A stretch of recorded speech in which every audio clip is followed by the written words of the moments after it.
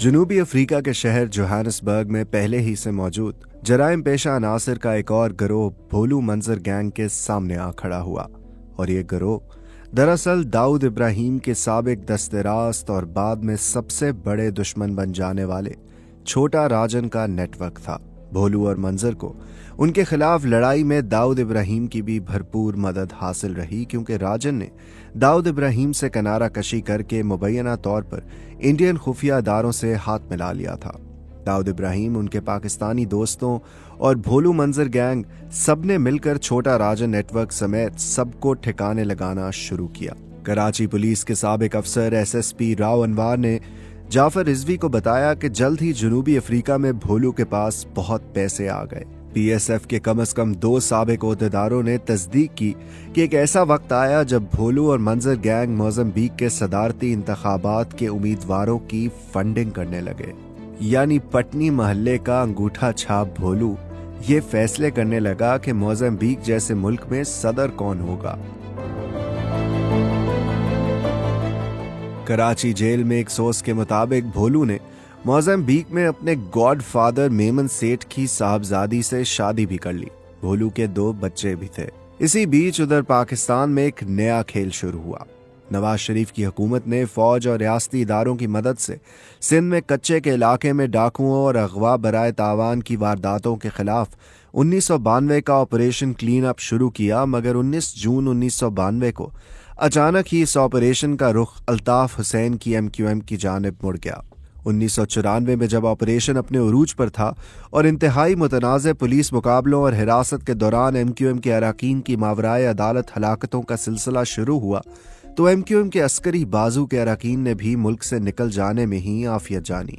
और MQM के भी बहुत से लोग उसी जनूबी अफ्रीका पहुंचे जहां भोलू और मंजर गैंग पहले ही एक मजबूत नेटवर्क चला रहे थे। अब एक नए सिलसिले का आगाज हुआ। अब फरावानी से ताकत और पैसा रखने वाले भोलू और मंजर को अपने नौजवानी के जमाने की दोस्तियां और दुश्मनियां दोनों याद आईं। भोलू मंजर गैंग ने जनूबी अफ्रीका पहुंचने वाले अपने देरीना मुखालफीन यानी MQM अरकान को जनूबी अफ्रीका शहरों में आड़े हाथों लिया। जिनको निशाना बना सकते थे बनाया, और जिनको नहीं बना सके उनके बारे में इत्तलात पाकिस्तानी हुक्काम को फराहम की। कराची जेल में एक सोर्स ने बताया कि नतीजा ये हुआ कि जाली नामों या फर्जी पासपोर्ट पर भी वतन वापस पहुंचने वाले MQM अरकान को सरकारी इदारे भोलू और मंजर की मुसद्दका इत्तला पर एयरपोर्ट पर ही धर लेते। पाकिस्तान से बाहर मुकीम PSF के 3 साबिक ओहदेदारों और भोलू के करीबी दोस्तों ने दावा किया कि उस जमाने में यह हाल था कि कोई भी पाकिस्तानी शहरी अगर मोज़म्बिक के हवाई अड्डों पर उतरता था तो उसके पासपोर्ट की कॉपी भोलू और मंजर को भी फैक्स की जाती थी, ताकि उन्हें पता चल जाए कि कौन यहां आया है। कराची पुलिस के साबिक अफसर राव अनवार ने बताया कि भोलू ने ऐसे कई मौक़ों पर हमारी बहुत मदद की। ये मेरी कोई जाती मदद नहीं थी, वो वतन की मोहब्बत में ऐसा कर रहा था। उसमें हुब्बुल वतनी बहुत थी और उसने मुल्क के लिए ये सब किया। जुनेद मसूद भी कहते हैं कि भोलू के दोस्त कभी कभार बातों में उसका जिक्र आ जाने पर ये कहते रहे कि पैसे और ताकत के हुसूल के बाद उसने सोचा कि मुल्क के लिए भी कुछ करना चाहिए। यानी उस वक्त एक जानिब भोलू मंजर गैंग MQM से अपना हिसाब चुका रहा था और दूसरी तरफ जनूबी अफ्रीका में अपना गैर कानूनी धंधा वसी करता जा रहा था। और मपूटो से जोहानिसबर्ग तक आलीशान जुआ खानों, महंगे होटल्स और जिस्म फरोशी के लग्जरी अड्डों में भोलू मंजर गैंग का सिक्का चल रहा था। जल्द ही इस गिरोह की शोहरत मपूटो और जोहानिसबर्ग से निकलकर कराची और दुबई पहुंचने लगी। पाकिस्तानी जरीदे न्यूज लाइन की सितंबर 2001 की इशाअत के मुताबिक दाऊद इब्राहिम भी जनूबी अफ्रीका में मंशियात का धंधा चला रहे थे। जल्द ही भोलू मंजर गैंग ने जनूबी अफ्रीका में दाऊद इब्राहिम का मकामी काम भी संभाल लिया। कराची और मुंबई अंडरवर्ल्ड के इस मिलाप की वजह से अफ्रीकी ममालिक में तशद्दुद की एक और लहर उभरी और जनूबी अफ्रीका में गैंग वॉर के बहुत से वाकयात हुए जिन्होंने कई जिंदगियां निगल ली। अब भोलू दाऊद इब्राहिम के भी उतने ही करीब हो गए जितने वो किसी वक्त पे PSF के सदर नजीब अहमद के करीब रहे थे। फर्क बस ये पड़ा कि अब भोलू की फरमाइश पर उन्हें हाजी इब्राहिम भोलू और हाजी साहब पुकारा जाने लगा।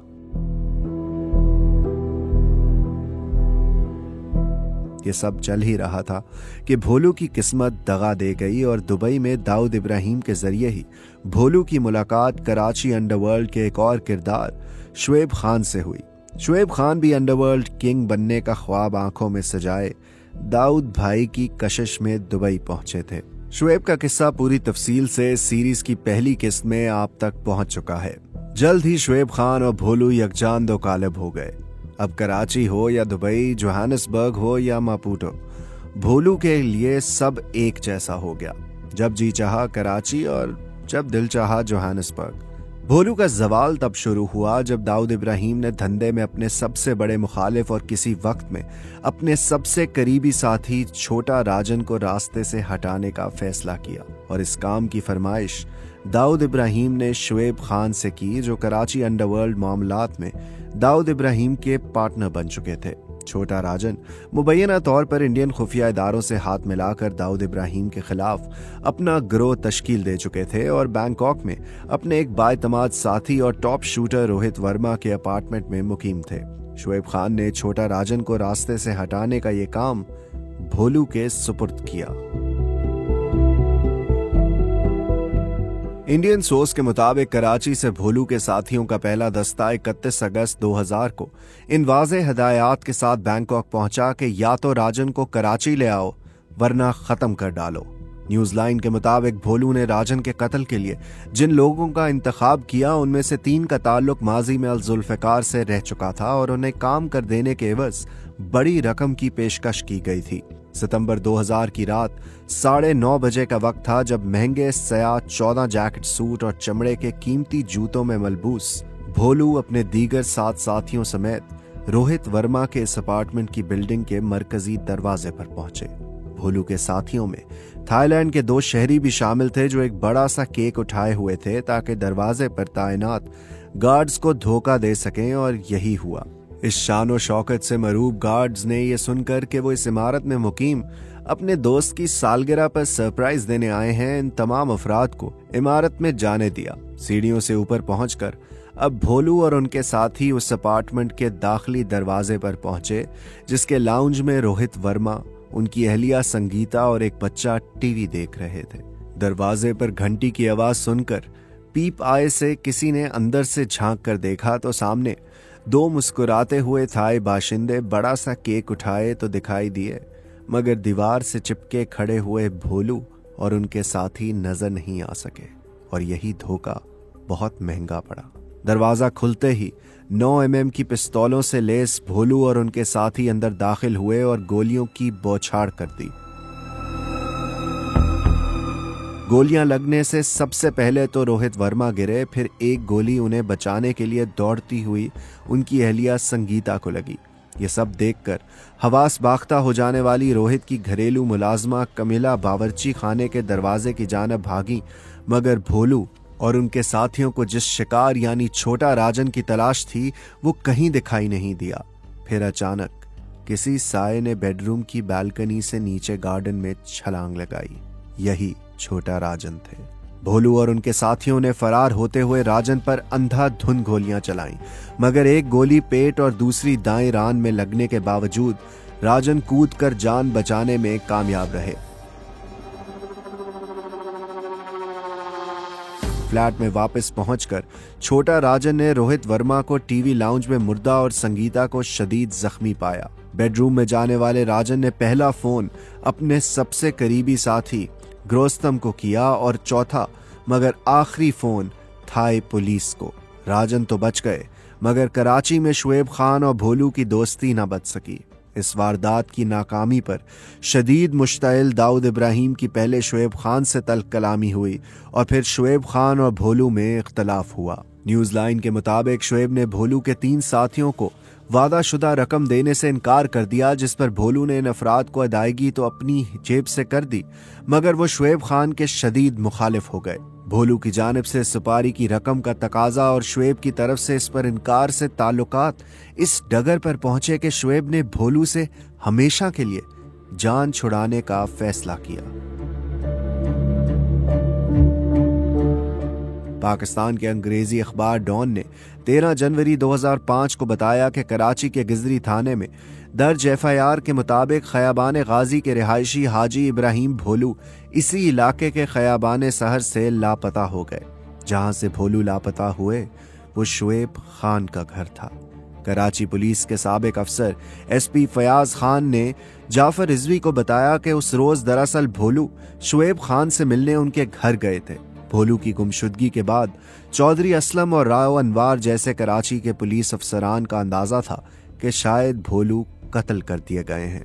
इन पुलिस अफसरान को शुबा था कि भोलू के कत्ल में शुएब खान का हाथ हो सकता है। फिर डॉन में शाया होने वाली कई खबरों के मुताबिक भोलू की गाड़ी कराची एयरपोर्ट की पार्किंग में खड़ी हुई मिली। अगर पुलिस तफ्तीश, अदालती रिकॉर्ड, ज़राए ब्लाग की रिपोर्ट्स, कई मुश्तरका दोस्तों, सरकारी हुकाम, पुलिस अफसरान और फौजी और गैर फौजी खुफिया इदारों के मौजूदा और साबिक ओहदेदारों की तमाम गुफ्तगू को जोड़ लिया जाए तो बड़ी भयानक तफसीलात सामने आती हैं।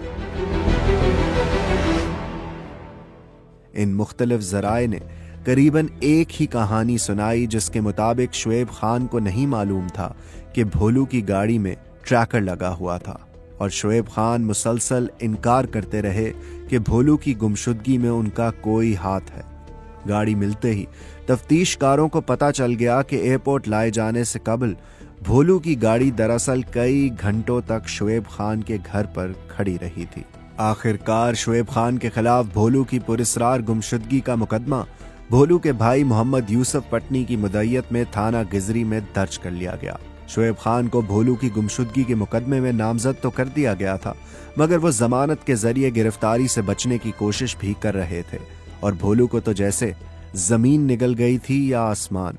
भोलू की पुरस्रार गुमशुदगी का मामला हल नहीं हुआ तो जनूबी अफ्रीका में भोलू गैंग ने मामला अपने तौर पर अंजाम तक पहुंचाने का फैसला किया। इस फैसले पर अमल दरामद हुआ और 21 फरवरी 2001 को जब शुएब खान भोलू के कत्ल के मुकदमे में जमानत के लिए अदालत लाए गए तो यहां भोलू के हामियों और शुएब के साथियों में तसादम हो गया। ये सब हुआ तो शुएब खान को भी एहसास हो गया कि बाहर की दुनिया में चारों तरफ इतने मुखालफीन और दुश्मनों की मौजूदगी खतरनाक हो सकती है और जेल को महफूज समझते हुए शुएब खान ने 14 जून 2001 को खुद को हुक्काम के हवाले कर दिया। मगर चंद ही माह में भोलू के दोस्तों ने शुएब खान पर दूसरा वार किया। जाफर रिजवी की तहकीक के मुताबिक 25 अगस्त 2001 को सिटी कोर्ट में शुएब खान को एक पेशी के बाद वापस जेल मुंतकिल किया जा रहा था। यहां ही शुएब खान पर दूसरा हमला हुआ। पुलिस अफसर फयाज खान का कहना है कि उनकी तफ्तीश के मुताबिक मंजर भोलू गैंग के सरबरा मंजर अब्बास ने शुएब को कत्ल करवाने के लिए लियारी गैंग वॉर के सरगना रहमान डकैत को 2 करोड़ रुपए की सुपारी दी थी। हमले में शुएब खान और वैन में सवार कई पुलिस एहलकार शदीद जख्मी हुए। फयाज खान ने बताया कि शुएब खान को हमले में जख्मी होने का फायदा यह हुआ कि उन्हें तिब्बी बुनियादों पर अदालत से जमानत मिल गई, मगर भोलू का सुराग कई बरस तक ना मिल सका।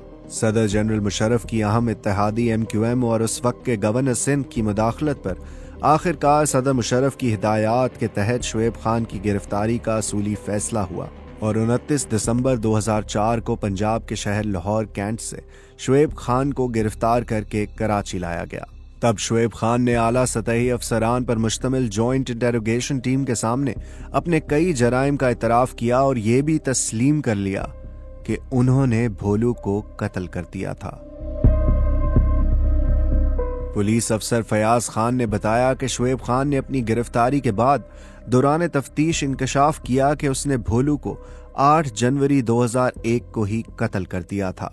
तमाम जराए की मुश्तरका कहानी के मुताबिक शुएब खान ने भोलू को पहले शराब पिलाई और फिर इस बहाने से कि दाऊद इब्राहिम भोलू से नाराज हैं और भोलू को उनसे मिलना चाहिए, उन्हें किसी और गाड़ी में डालकर कराची जिला वस्ती के इलाके गुलबर्ग में वाक़े एक मकान पर ले गए, जो शुएब के दोस्त और अंडरवर्ल्ड के एक और खिलाड़ी खालिद शहनशाह के कब्जे में था।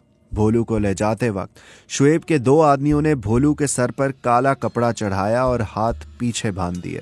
जवाब ये दिया गया कि उन्हें दाऊद इब्राहिम के पास ले जाया जा रहा है, इसलिए कराची में दाऊद इब्राहिम के नए ठिकाने का रास्ता न देख सकें या दाऊद इब्राहिम के सामने मज़ाहमत न कर सकें, इस वजह से ये सब किया जा रहा है।